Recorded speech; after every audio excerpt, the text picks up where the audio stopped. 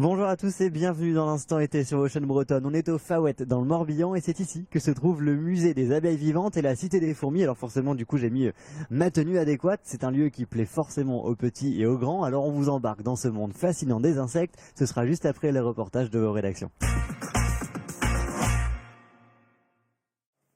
Dernier préparatif avant le départ à Rio pour Angélique Pichon. La capitaine de l'équipe de France de handi-basket féminin quitte le Finistère. Direction le Brésil pour les Jeux paralympiques. Même si Angélique peut marcher, une déformation des pieds ne lui permet pas de pratiquer chez les valides. Originaire de Saint-Paul-de-Léon, elle y a découvert le basket en fauteuil roulant. Moi, je marche, mais je ne peux pas pratiquer de sport en valide, donc le handi-basket se fait uniquement en fauteuil roulant. Du coup, après, c'est un apprentissage au niveau du maniement du fauteuil. Les roues sont inclinées pour une meilleure rotation. Et puis après, le fauteuil, il doit être au maximum, il doit faire corps au maximum avec la personne. Même hauteur des paniers, même terrain. La discipline ne diffère presque pas de celle des valides. C'est la deuxième fois que l'équipe féminine française se qualifie pour les Jeux Olympiques. À Londres, en 2012, elles avaient terminé à la 12e place. Cette fois-ci, les objectifs sont clairement définis. En fait, au niveau mondial, on est 8e au ranking. Donc, essayer éventuellement d'atteindre la 7e place, ça serait pour nous une réussite, c'est évident. À l'aéroport, Angélique rejoint Agnès, une autre joueuse de l'équipe.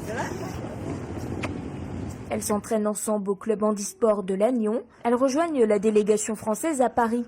Mais avant, leurs proches ont tenu à les encourager. Il y a beaucoup d'excitation là, en ce moment. Hâte de retrouver le reste du groupe pour commencer l'aventure. Vu le coût du séjour, leurs proches ne les accompagneront pas à Rio.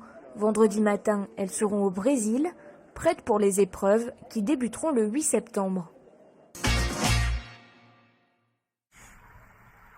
Dans le fond de la rade de Brest vivent ces étranges coquillages. Il s'agit de crépidules. Depuis les années 70, ils ont massivement colonisé la rade de Brest, ce qui leur a valu leur mauvaise réputation. Ils prennent la place de coquillages plus vendeurs comme les coquilles Saint-Jacques. Dans les années 2000, 50% de la rade en était recouverte. Aujourd'hui, la population diminue. On peut tout de même encore trouver jusqu'à 2000 individus par mètre carré sous le pont de l'Iroise. Une omniprésence qui interpelle les scientifiques. Alors pour les crépidules, on prélève donc avec des carottes qui sont soit circulaires, soit carrées. Carrées, ça permet de reconstituer un petit biotope dans un aquarium. Ce biotope ou habitat typique, Thibaut, en première année de thèse à l'Ifremer, en a fait son objet de recherche. Je vais prélever une chaîne de crépidules. La reproduction de l'animal, sa tolérance au milieu et l'absence de prédateurs rendent son implantation facile. Une colonisation qui n'est pas aussi nocive qu'on pourrait le penser. Par son grand nombre, elle va filtrer beaucoup d'eau et donc elle va envaser le sédiment. Donc typiquement, c'est ce qu'on observe ici. Tout le sédiment qui est autour des crépidules, c'est de la vase. Et c'est de la vase qui est aussi riche, ce qu'on appelle en matière organique. C'est-à-dire c'est tout le phytoplancton qui va être associé à cette vase. Et ce n'est pas le seul intérêt de celui que l'on surnomme aussi le berlingot de mer. Sa coquille sert aussi à d'autres espèces. C'est-à-dire que quand la crépidule va mourir, ou même quand elle est vivante, il y a toute cette coquille qui est disponible pour plein d'espèces, donc soit dessus ou à l'intérieur, ça crée plein de micro-habitats pour un grand nombre d'espèces. Sur certaines parcelles étudiées, près de 200 espèces différentes ont été trouvées parmi les crépidules. Un environnement beaucoup plus riche que certains endroits sableux ou vaseux de la rade. Une richesse insoupçonnée. Certains tentent même de la placer dans nos assiettes.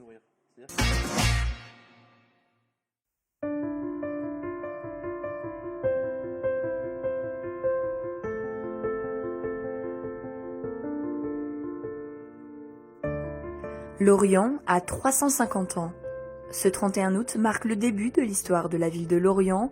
En 1966, la Compagnie des Indes choisissait Port-Louis comme port d'attache. Pour l'occasion, les archives de la ville proposent une exposition de 150 photos.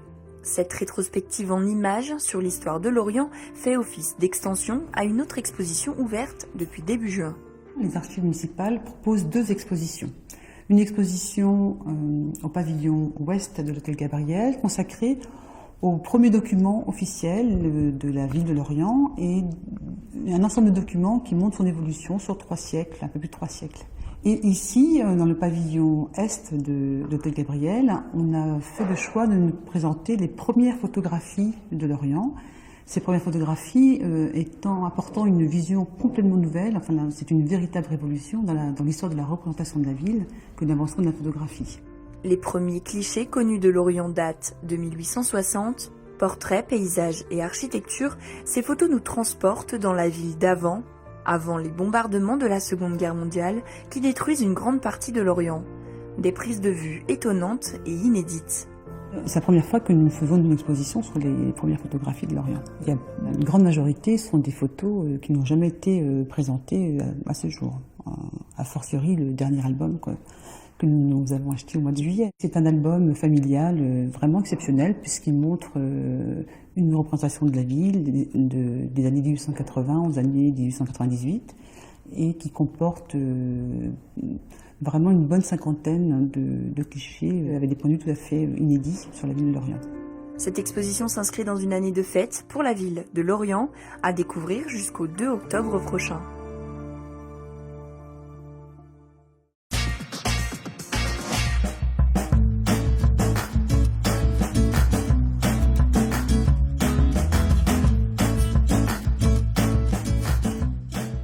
Et on se retrouve du coup ici au musée des abeilles vivantes et cité des fourmis. On est donc dans la première partie du musée. Corinne Carvaux, bonjour. Bonjour Xavier. Alors ici on est au milieu des abeilles. C'est vrai que ça captive les gens généralement. Qu'est-ce qui ressort des visites ici? Ah bah là les gens sont fascinés parce qu'on leur propose de pouvoir observer le cœur de la ruche comme si on était une abeille en fait. Comme ici en fait. De pouvoir justement essayer d'identifier la reine, de pouvoir apercevoir les petites larves dans les alvéoles, de pouvoir voir la reine en train de pondre, de pouvoir voir les ouvrières danser, de pouvoir voir les petites pattes avec leur pollen. Donc on est vraiment au cœur de la ruche. Et ça, à moins d'être une abeille, on peut pas se trouver au cœur de la ruche. Alors des bouts de ruche, des ruches, je sais pas si ça s'appelle comme ça. Est-ce que c'est une ruche complète? Alors non, ça c'est une ruche d'observation. D'accord. Mais comme c'est vous pour dites, ça qu'elle est toute plate. Ce sont des bouts de ruche. Une ruche normale est composée de 10 cadres, Ouais. et celle-ci en fait est décomposée pour que vous puissiez voir l'intérieur de la ruche. Il y a aussi une partie historique puisqu'on en voit d'ailleurs un peu derrière. Oui, Il y a différentes Au formes fur de et à ruches. mesure de la visite, nous présentons de nombreux modèles de ruches anciennes, de manière à montrer l'évolution de l'apiculture à travers les âges. Et nous présentons bien évidemment le travail de l'apiculteur aussi. Est-ce que c'est une manière aussi de sensibiliser les gens sur ces insectes, sur la protection aussi qu'il faut avoir envers eux et sur l'attention qu'il faut leur porter en tout cas? Tout à fait. Le fait de pouvoir voir les abeilles et de voir, de se représenter le travail qu'elles réalisent, parce qu'elles sont quand même toutes petites et elles font un grand travail. Alors, il ne faut pas oublier que dans la nature, le rôle principal des abeilles, c'est la pollinisation. Sans abeilles, on n'aurait pas grand-chose à manger. Ouais. 90% des fruits et légumes sont pollinisés par les abeilles. Donc c'est vrai que là, ça sensibilise d'autant le public. Là, ils se rendent compte que lorsqu'on mange une cuillère de miel, c'est des heures et des heures de travail pour les abeilles. Alors quand on a fini la visite ici justement aux abeilles, on descend vers les fourmis. Il y a également les phasmes. Oui, tout à fait. Les gens continuent par la partie phasmes et fourmis. Des phasmes qui sont également très beaux. Et puis voilà. les fourmis, Nous j'imagine. sommes sur des phasmes tropicaux, donc nous avons des phasmes géants qui peuvent faire jusqu'à 20 cm.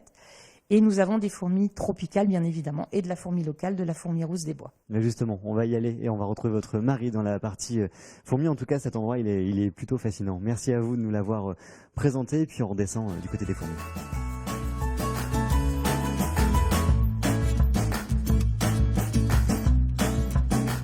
Et on retrouve Gilles Carvaux, bonjour à vous. Bonjour. Alors on est ici dans la partie Cité des fourmis.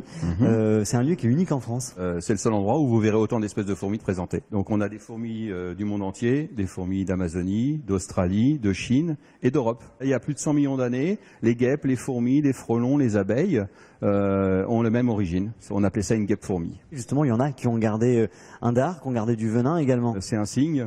Les fourmis Paraponera, les fourmis du Brésil, ont un dard et les fourmis coupeuses de feuilles, elles, n'en ont pas. On les voit vivre, se balader. Ah, justement, on parle d'abeilles, il y en a autour de nous aussi. Oui. Finalement, elles viennent voir leur cousine. Voilà, tout à fait. Que font-elles dans tous ces vivariums? Alors, en fonction des espèces, on a certaines qu'on va les voir couper des feuilles, qu'elles vont ramener au nid pour cultiver leurs champignons. D'accord. Et d'autres, on va les voir chasser. D'autres, on va les voir se déplacer dans des tuyaux pour rejoindre un vivarium à un autre. Alors, il y en a des plus méchantes que d'autres. Je sais pas si le terme convient. Non, le méchante, c'est pas le terme, pardon. C'est simplement qu'elles ont un dard, donc elles vont défendre leur colonie. Si vous vous approchez près d'un nid d'une fourmi, comme des abeilles d'ailleurs, eh bien elles vont attaquer pour défendre la colonie, quoi. Quelque chose d'assez fou, on se rend compte justement dans leur façon de vivre qu'elles sont hyper millimétrées, hyper sociables en fait. Enfin, pour le coup, on voit qu'elles ont l'habitude de vivre en société. Je sais pas si c'est le terme, vous allez me dire. Ah, tout à fait, ce sont comme les abeilles, comme les guêpes, ce sont des insectes sociaux. C'est-à-dire qu'il y a une reine qui va pondre tous les œufs. Et de ces œufs va sortir des larves qui vont devenir des fourmis. Ce sont que des filles. Ouais. Et ce sont les ouvrières. C'est elles qui vont faire tout le travail dans la colonie. Mais elles suivent les routes. Enfin, elles sont dressées ou... Oui, elles sont dressées. Avant, il y avait des dresseurs de puces. Maintenant, il y a des dresseurs de fourmis. C'est au Far West que vous trouvez ça. Non, simplement, une fourmi qui sort de son nid va amener des phéromones de piste. D'accord. Elle va aller découper une feuille, va revenir, prévenir ses sœurs. Ses sœurs vont suivre la même piste. Donc elles sont bien élevées en fait. Non, ça leur permet de retrouver leur fourmilière. D'accord. Sans ça, elles se perdraient. Il n'y a pas comme chez nous des routes dans nos vivariums, dans la nature. Elles doivent se déplacer dans la nature, entre les brins d'herbe ou dans la forêt. Ce lieu, il est ouvert jusqu'au mois de novembre. Jusqu'au 11 novembre, oui. Vous, le reste de l'année, vous faites quoi? Eh bien, il faut quand même s'en occuper. Il faut tous les jours les nourrir, entretenir les vivariums. Il y a un travail qui est journalier. J'imagine, beaucoup de travail en tout cas. Merci beaucoup Gilles de nous avoir fait cette visite privée dans cette cité des fourmis. C'est la fin de cet instant été. Merci à vous de nous avoir suivis. On se retrouve très vite sur vos chaînes bretonnes. Salut.